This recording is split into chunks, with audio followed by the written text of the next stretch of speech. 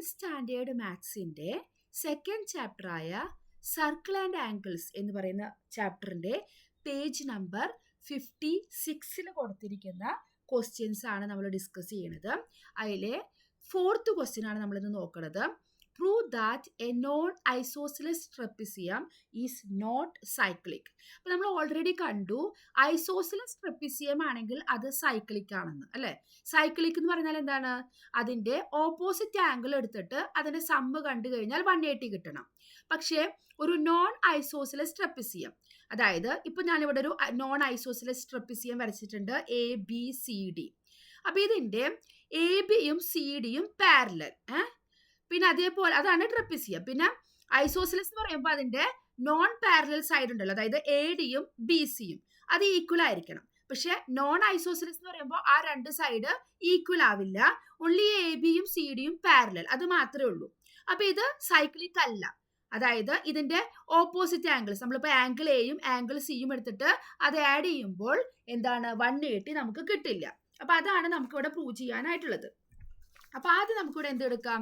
ABയും CDയും പാരലൽ ആണ്, അല്ലെ? അപ്പൊ AB is parallel to CD. ABയും CDയും പാരലൽ ആയതുകൊണ്ട് പാരലൽ ആണെങ്കിൽ നമുക്ക് എന്ത് പറയാം? Angle A plus angle D is equal to 180 degree ആണ്. അപ്പോൾ കണ്ട ABCD, അപ്പൊ ഈ Aയും Dയും കൂടി ആഡ് ചെയ്ത് കഴിഞ്ഞാൽ എന്ത് കിട്ടും? 180 ഡിഗ്രി ആണ്.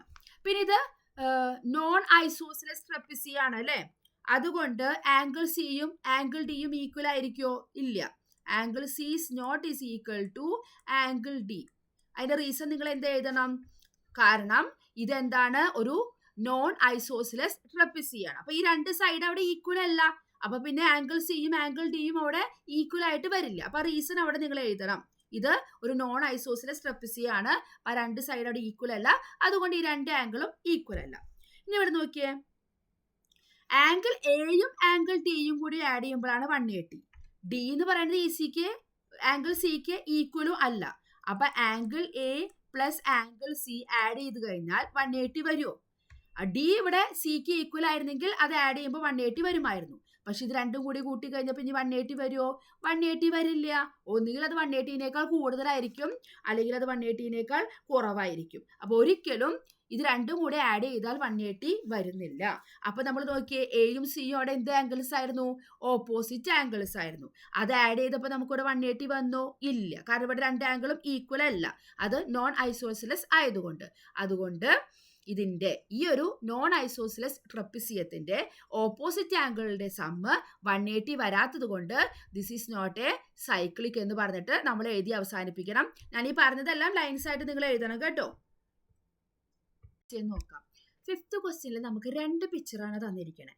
ആദ്യത്തെ പിക്ചർ എന്താന്ന് വെച്ച് കഴിഞ്ഞാൽ, ആദ്യം കണ്ടോ, ഇതേപോലെ നമുക്കൊരു ഇക്വിലേറ്ററൽ ട്രയാങ്കിൾ ആണ്. നമുക്ക് ആദ്യം അതിനൊന്ന് പേര് കൊടുക്കാം, AC, ഇത് D.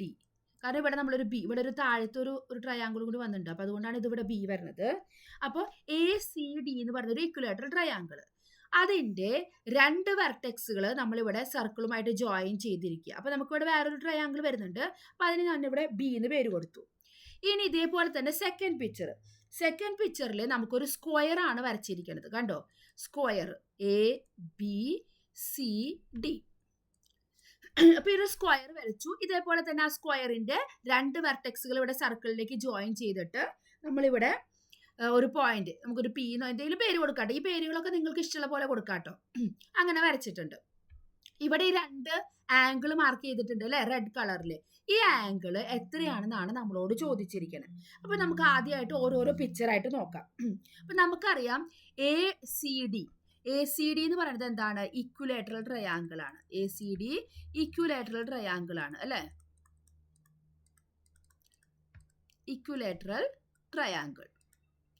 Therefore, അതിലത്തെ ഓരോ ആംഗിൾ എത്ര വരും? ഇക്വിലേറ്ററൽ ട്രയാങ്കിൾ ആണെങ്കിൽ എല്ലാ സൈഡും എല്ലാ ആംഗിളും ഈക്വൽ ആയിരിക്കും. അപ്പോൾ ഓരോ ആംഗിളും 60 ഡിഗ്രി ആയിരിക്കും.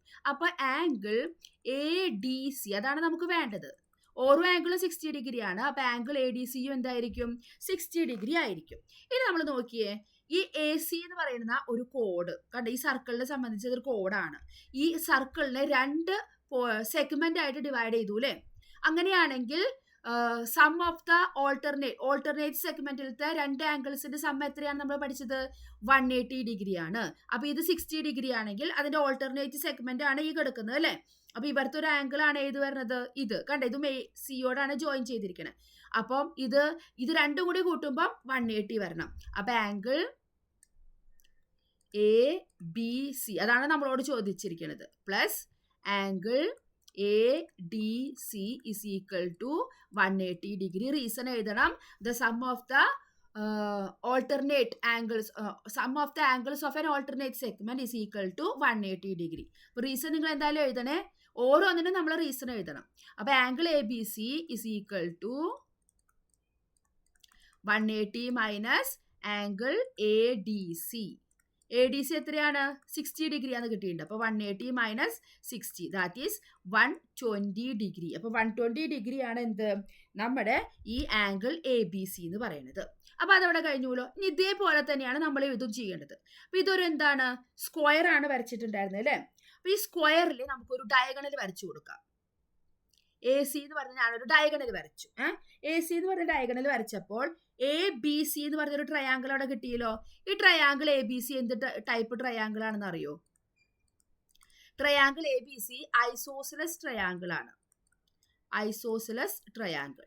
കാരണം ഇതിന്റെ എ ബി എന്ന് പറയുന്നതും ബി സി എന്ന് പറയുന്നതും സ്ക്വയറിന്റെ രണ്ട് സൈഡാണ്. സ്ക്വയർ ആവുമ്പോൾ അതിന്റെ എല്ലാ സൈഡും ഈക്വൽ ആയിരിക്കും അല്ലെ. അപ്പൊ A B is equal to എന്താണ്? B C. A B is equal to B C ആണ്. അതുകൊണ്ടാണ് നമ്മൾ അവിടെ എന്ത് പറഞ്ഞത്? അതിന്റെ ആ രണ്ട് സൈഡും അവിടെ ഈക്വൽ ആണെന്ന് പറഞ്ഞത്. A B is equal to B C.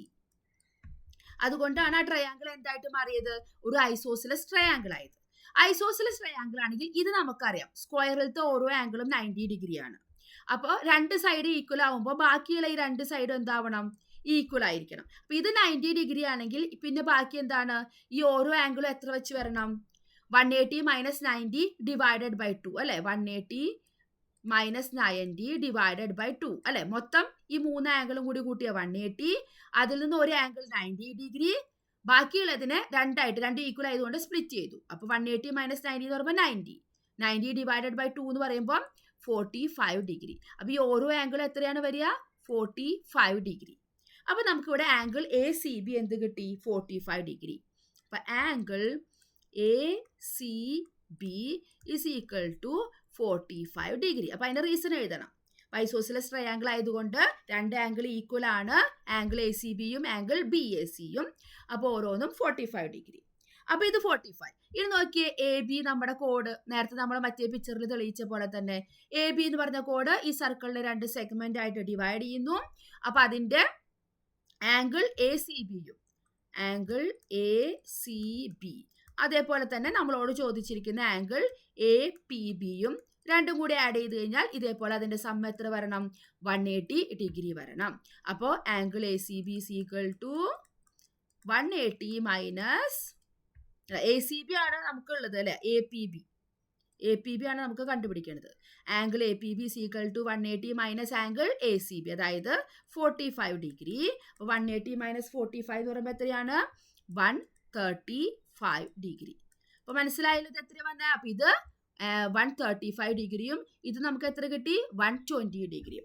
അപ്പൊ ജസ്റ്റ് വളരെ ഈസി ആയിട്ട് നമ്മുടെ ആ ഓൾട്ടർനേറ്റ് സെഗ്മെന്റ് എന്നുള്ള കൺസെപ്റ്റ് വെച്ചിട്ടാണ് നമ്മൾ ഇതിവിടെ പ്രൂവ് ചെയ്തിരിക്കുന്നത്. അപ്പൊ ഇത് മനസ്സിലായി എന്ന് വിചാരിക്കുന്നു. അപ്പൊ അടുത്ത ക്വസ്റ്റ്യൻസുമായിട്ട് നമുക്ക് അടുത്ത വീഡിയോയിൽ കാണാം. താങ്ക്